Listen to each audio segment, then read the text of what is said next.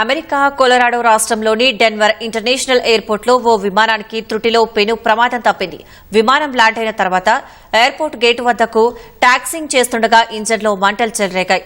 అప్రమత్తమైన సిబ్బంది వెంటనే ఎమర్జెన్సీ ఎగ్జిట్ ద్వారా ప్రయాణికులను బయటకు పంపించారు. ఘటన సమయంలో విమానంలో 172 మంది ప్రయాణికులు, 6 సిబ్బంది ఉన్నారు. అదృష్టవశాత్తు ఈ ఘటనలో ఎవరికీ ఎలాంటి హాని జరగలేదని అధికారులు వెల్లడించారు. ఈ ఘటనపై దర్యాప్తు చేపట్టినట్లు తెలిపారు.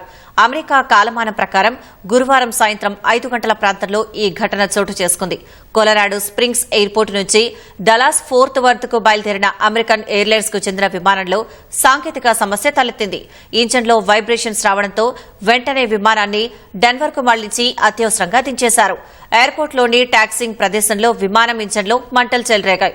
అగ్నిమాపక సిబ్బంది కొన్ని గంటల పాటు శ్రమించి మంటలను అదుపు చేశారు.